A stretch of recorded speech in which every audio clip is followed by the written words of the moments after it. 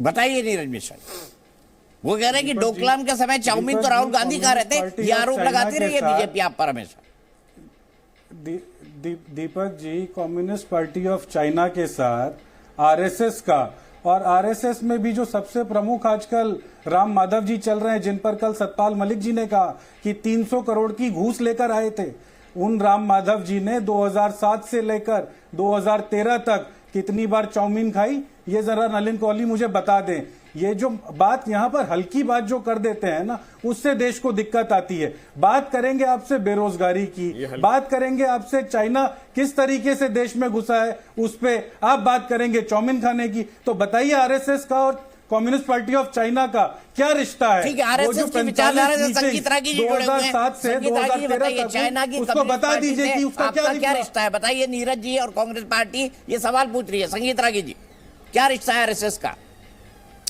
देखिए राम माधव जी व्यक्तिगत तौर पे कहाँ मिलते हैं, कहाँ जाते हैं, मुझे नहीं मालूम है। और लेकिन राष्ट्रीय स्वयंसेवक संघ का चाइना के कम्युनिस्ट पार्टी के साथ कोई रिश्ता नहीं है, जहाँ तक मेरी जानकारी है।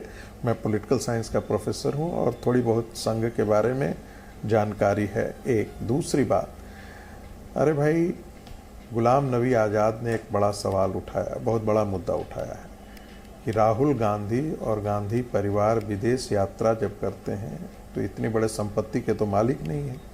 हर समय राहुल गांधी जो बैंकॉक चले जाते हैं, इटली चले जाते हैं, लंदन चले जाते हैं, क्या व्यावसायिक घरानों से गांधी परिवार नहीं पहले काम किया है? ये कैसी बातें आकर के करते हैं?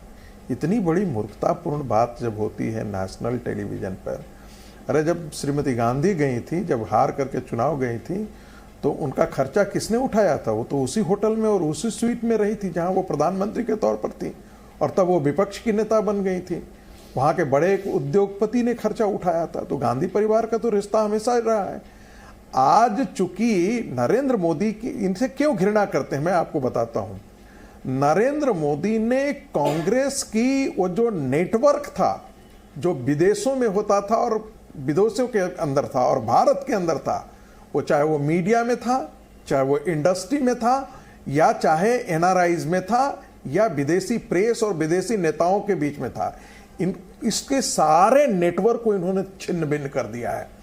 और इनको कष्ट जानते हैं कैसे होता है? नरेंद्र मोदी का व्यक्तिगत रिश्ता पुतिन से, व्यक्तिगत, अरे भाई, क्योंकि यही व्यक्तिगत रिश्ते को कांग्रेस पार्टी भारत की राजनीति में प्रयोग करती थी। नरेंद्र मोदी नाम के व्यक्ति ने जिस बात को अटल बिहारी वाजपेयी भी नहीं कर पाए, मैं तो खुलेआम कहता हूं, नरेंद्र मोदी ने वो सारे किले ध्वस्त कर दिए इनके, और यही इनकी बिलबिलाहट का कारण बनता है। श्रीमती सोनिया गांधी लिखती है कि भाई, अरे आप अपने बेटे और बेटी के झगड़ा तो निपटा लीजिए राजस्थान में। बेटी कहती है, बेटी का प्रवक्ता कहता है कि नहीं, गहलोत ठीक है, बेटा उनके सचिन पायलट के साथ है। परिवार में तो पितृसत्तात्मक और मातृसत्तात्मक झगड़ा चल रहा है बहन भाई के बीच में। वायनाड जाने से दोनों से कोई अंतर नहीं पड़ रहा है। दोनों के अंदर अंदर तलवारें खींची हुई हैं, और आप अडानी से लड़ने जा रहे हैं। कहां थोड़ा सा आपने यहीं पे संगीतरा जी, मैं यहीं पे आपको घेरा है ना, वामपंथी के साथ जो आप लोग स्टेटमेंट आया है वायनाड में, राहुल गांधी ने कहा है कि वो जनता के मुद्दे बिना डरे उठाते रहेंगे। क्या कहा है वायनाड में राहुल गांधी ने, सुन लीजिए। Representative of the people also raises the issues of people without being scared of the consequences, without being worried about what it means to raise the issues of the people. The MP, Member of Parliament, is just a tag. It's a position, it's a post. जनता के मुद्दे बिना डरे उठाते रहेंगे। Doctor Sunil Singh, क्या आपको लगता है विपक्षी एकता हो पाएगी इस माहौल में जब सब लोग थोड़ा थोड़ा अलग अलग डायरेक्शन में? देखिए दीपक जी, देश की स्थिति वैसी है, जैसा कि मैं एग्जैक्टली तो नहीं कहता, लेकिन एक चिंता का विषय है और चिंतन की जरूरत है। चिंतन हमेशा जब उसके निष्कर्ष निकलते हैं तो उसके सकारात्मक निकलते हैं। देखिए, देश की एक महत्वपूर्ण नेत्री है सोनिया जी, और सोनिया जी ने बस इतना ही किया है कि मौजूदा हालात पर एक चिंतन करने की जरूरत है, मौजूदा हालात की चर्चा की है और उसके एक सोल्यूशन भी दिया है कि भाई विपक्ष सोल्यूशन क्या होगा, तो विपक्षी एका ही उसका सोल्यूशन है। और माननीय नीतीश कुमार जी ने अनेकों नेक बार कहा है कि वो प्रधानमंत्री पद के न तो उम्मीदवार हैं न दावेदार हैं, पर विपक्षी एका के मालाकार की तरह वो बिहार फॉर्मूला के तर्ज पर 2024 में भाजपा को सत्ता से उखाड़ फेंकेंगे। इसी क्रम में माननीय नीतीश कुमार जी ने एक दौर में विपक्षी नेताओं से मुलाकात की, परिणाम सकारात्मक थी, आज फिर निकले हैं। और देखिए, जब देश की स्थिति ऐसी है, जनता चाहती है, जनता जो भाजपा के महंगाई, बेरोजगारी, सांप्रदायिक सौहार्द को बिगाड़ने को लेकर के जनता इतनी त्रस्त है कि जनता भाजपा मुक्त भारत चाहती है। हमने उसकी परिकल्पना की शुरुआत और आगाज बिहार से की है, जो 2024 में आएगा। अब देखिए किस तरह का फांसीवाद है, व्यक्तिवाद है कि अब अटल बिहारी वाजपेयी जी से भी नरेंद्र मोदी जी की तुलना कैसे की जा रही है। क्या कोई तुलना है? जनता देखता है।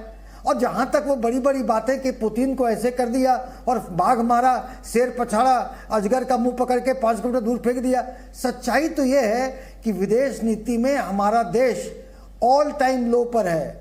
हमारा पड़ोसी देशों से संबंध ऐसा कभी नहीं था। नेपाल जो हमारा मित्र देश था वो भी आज हमारे झोले में नहीं है, बांग्लादेश नहीं है, श्रीलंका नहीं है, पाकिस्तान नहीं है, चीन तो जो कर रहा है कर ही रहा है। अरे जो पड़ोस से रिश्ता नहीं संभालेगा वो बाकी मोहल्ले का क्या देखेगा। लेकिन खैर, मैं इस बात पर आता हूं कि जो सोनिया जी ने चिंता के भी जो दी है वो जनता को झकझोर देगा।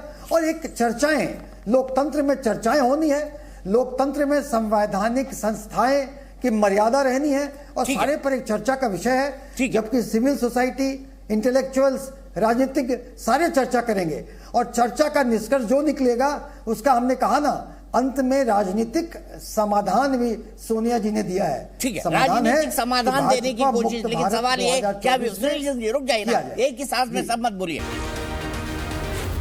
जी न्यूज़।